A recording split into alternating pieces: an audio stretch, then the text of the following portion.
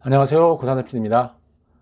오늘은 유튜브 뮤직 관련된 얘기를 좀 드리려고 합니다. 유튜브 관련된, 어, 유튜브 뮤직 관련된 뉴스가 재미있는 뉴스? 흥미로운 뉴스가 좀 있어서 이거 가지고 얘기를 좀 한번 오늘은 해보려고 합니다.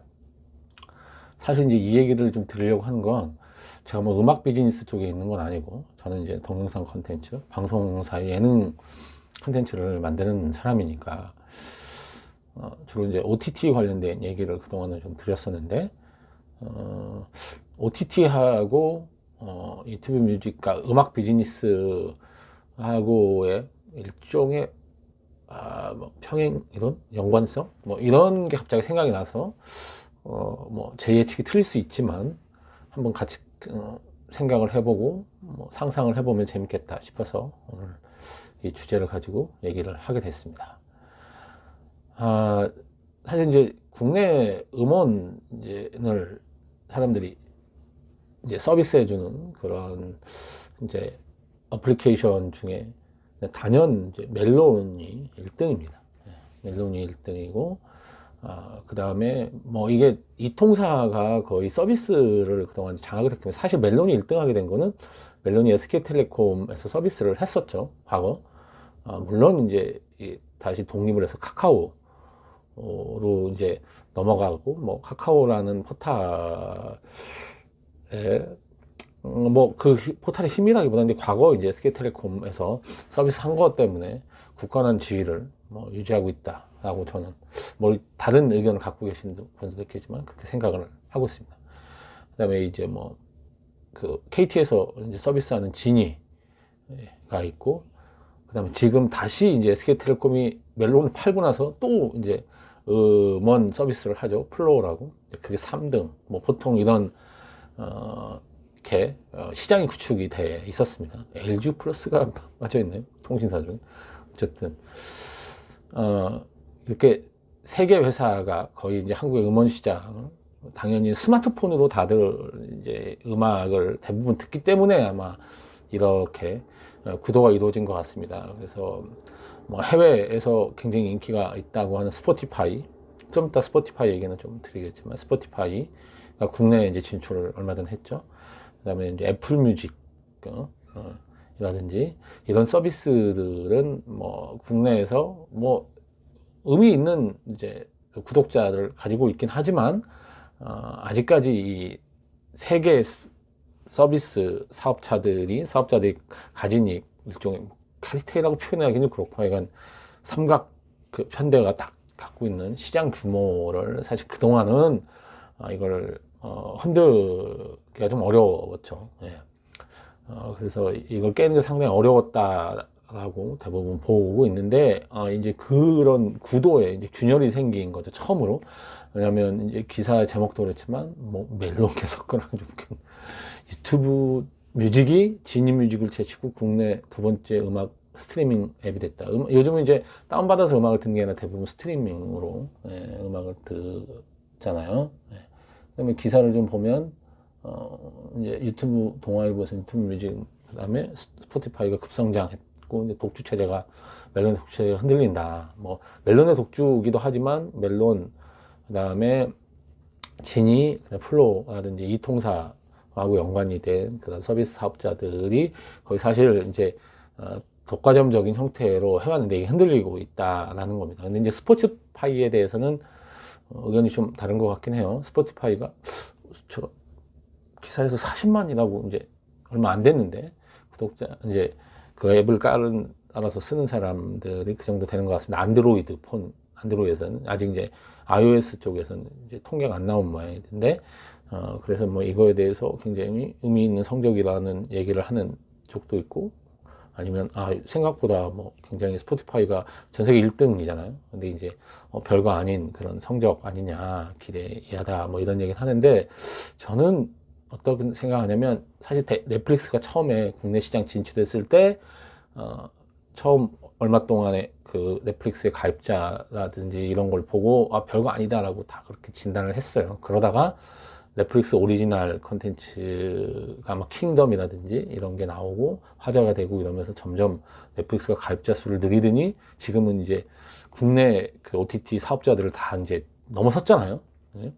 그리고 이제 넷플릭스 독주 체제가 돼버리고 이제 저희가 국내 OTT 사업자들을 걱정해야 되는, 초반에 사실 들어오기 전에 그런 걱정을 많이 했었는데 처음에 넷플릭스가 들어왔을 때는 이거 해외 컨텐츠만 가지고 국내 소비자들이 특히 이제 국내 소비자들은 OTT 소비자들은 지상파 방송의 컨텐츠가 굉장히 중요한데 지상파 방송 컨텐츠 없이 사실은 이렇게 구독자를 이제 회원을 이렇게 확보하는 건 쉽지 않다라고 했는데 어쨌든 넷플릭스가 3위 사업자인 IPTV 3위 사업자인 LG 플러스랑 손을 잡고 그런 다음에 오리지널 컨텐츠 가지고 사람들한테 이제 호응을 얻으면서 이 사실 이미지도 좀 좋은 것 같아요. 넷플릭스가 국내 OTT 시장을 잠식한다 이런 얘기들을 사실은 많이 하고 있지만 소비자들은 생각이 조금 다른 것 같기도 합니다.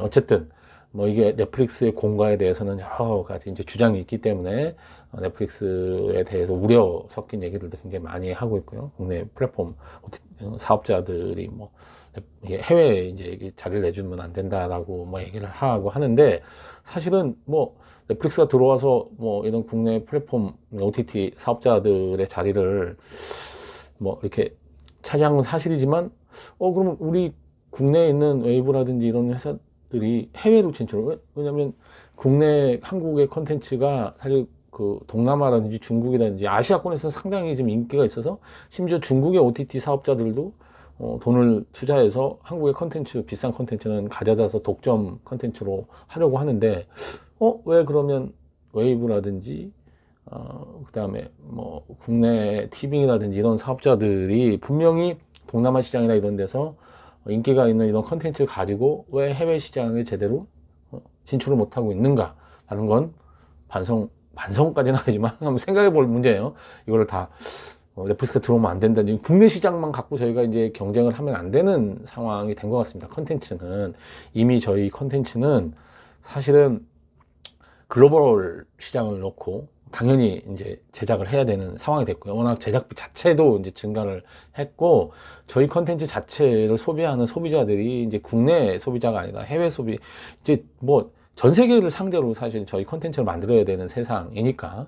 예, 아니 스포티파이 얘기하다가 거기까지 갔는데, 그래서 얘기를 드리려고 하는 연관이 돼 있어서 거기까지 했는데, 저는 이제 그 스포티파이가 지금 별거 아니다라고 얘기를 하는데 사실은 OTT 사업자들하고 비슷한 상황이 생길 수도 있기 때문에 지금 그동안의 독과점 체제에 안주해 있던 멜론이라든지 지니, 플로 이런 회사들이 국내 소비자들에게 서비스를 어떤 식으로든지 강화하지 않으면 투뮤직이나 스포티파이가 넷플릭스가 국내 시장에서 보여줬던 그런 모습을 보이지 말라는 법이 없다. 이게 다시 한번 반복될 수도 있다라는 거를 생각을 좀 해야 되는 시점이 아닌가 이런 생각이 들어서 사실 오늘은 얘기를 드리려고 사실 얘기를 드린 거예요.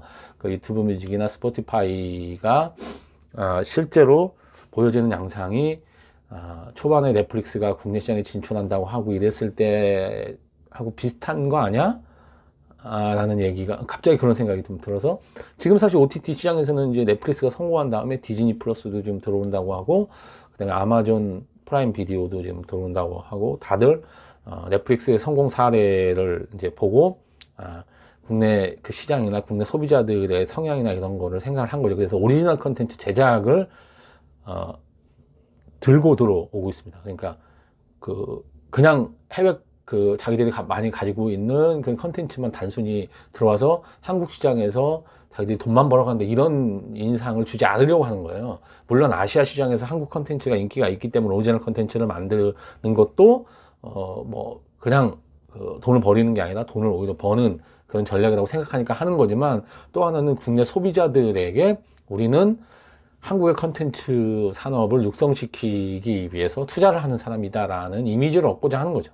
넷플릭스가 그런 전략으로 국내에서 성공했으니까. 디즈니 플러스도 이제 국내 제작사들이 지금 제작을 하고 있는 오리지널 컨텐츠를 들고 올 연말 가을쯤에 이제 런칭을 한다고 하고 있고, 아마존 프라임 비디오도 지금 오리지널 컨텐츠 얘기가 있고, 심지어 이제 그 쿠팡도 오리지널 컨텐츠를 한다. 쿠팡 플레이도 오리지널 이건 뭐 한국 회사지만 오리지널 컨텐츠를 제작을 해서 뭐 한다. 그러니까 단순히 해외에 그냥 있는 컨텐츠만 막 수급해서 보여주는 게 아니라 국내 컨텐츠 발전을 위해서 우리가 이렇게 투자를 한다라는 걸 보여주려고 하는 거죠.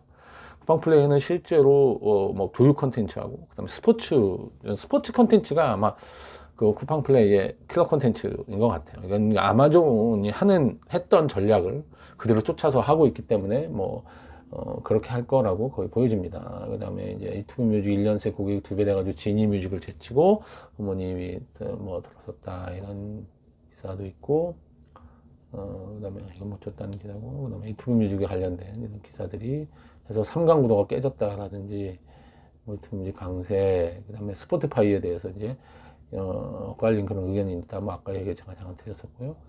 그 다음에 이게 사실 타이달이라고 하는 해외 또 이게 스웨덴인가? 예, 그쪽에 있는 음원 스트리밍 앱도 사실 클래식을 듣는 분들은 많이 사용을 한다고 해요. 그러니까 이게 음질이 뭐 굉장히 좋기 때문에 그 음질을 굉장히 중요하게 생각하는 클래식 애호가들한테는 타이달이라고 하는 이제 앱도 많이 사용을 한다고 합니다. 그래서 팝을 듣는 사람은 스포티파이고 가요는 뭐 멜론을 주로 듣는다 이렇게 해서 기사도 나와 있고요. 이거 뭐 좀 딴 기사네. 그래서 국내 시장에 이런 판도 변화가 좀 있었다. 여기 보면 서울경제에서 나온 기사는 아마 그래프도 있는 모양이니까 한번 볼까요? 예. 이걸 음원 앱 사용 순위에서 멜론이 뭐 두 배까지는 안 되지만 이건 뭐 당연히 1등이긴 한데 어쨌든 지니 뮤직을 간발의 차도 유튜브 뮤직이 하고 플로가 그 다음 뭐 바이브 있고 애플이나 이런 거는 저 뒤에 이렇게 있는 것 같습니다. 그 스포티파이도 뭐 순위는 저 뒤쪽에 있지만 나쁘지 않다. 뭐 이렇게 보고 있는 것 같아요. 여기는 스포티파이가 얼마나 되는지 기사에 혹시 나오나 볼까요? 여기다가 보자.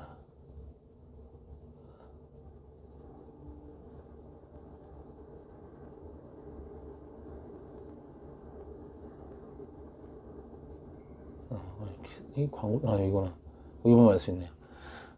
멜론, 그 다음에 이거 다음에, 지니뮤직이 있고, 플로, 네이버에서 하는 바이브가 있고, 카카오 뮤직이 있고, 그 다음에 이제 벅스도 있고, 막 이렇게 돼 있는데, 스포티파이가 이제 42만 명이네요. 42만 명을 기록을 했다고 합니다.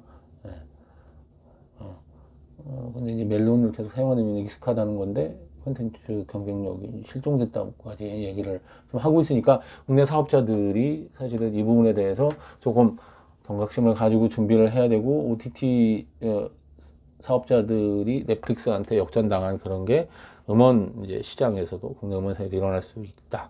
그리고 이 한국의 이제 컨텐츠는 그게 이제 영상 컨텐츠든 음악 컨텐츠든 간에 이제 더 이상 국내 시장만이 아니고 해외 전체 글로벌 시장을 두고 사업을 해야 되는 세상이 됐기 때문에 이 플랫폼 사업을 하는 이 사업자들이 해외 시장에 한국 음악을 들려줄 수 있는 플랫폼의 확장이라고 하는 거, 그건 OTT 사업자도 마찬가지인 것 같아요. 웨이브나 TV. 해외에 있는 OTT 사업자를 인수를 한다든지, 심지어 사실은 쿠팡 플레이를 가지고 있는 쿠팡도 그 싱가포르의 OTT 사업자를 인수를 했잖아요. 그런 식으로 해서 한국의 컨텐츠를 해외에 사실은 뭔가 해서 더 시장을 확장해서 규모의 경제를 키울 수밖에 없는, 음원 쪽도 마찬가지로 음원 지금 케이팝을 다 좋아하는데 그러면 한국의 음악을 해외에 들려줄 수 있게끔 그렇게 하도록 플랫폼을 확장하는 전략을 사실은 지금은 이제 사용해야 되는 거 아닌가. 우리 시장만 지키려고 하다가 사실은 우리 시장 자체도 해외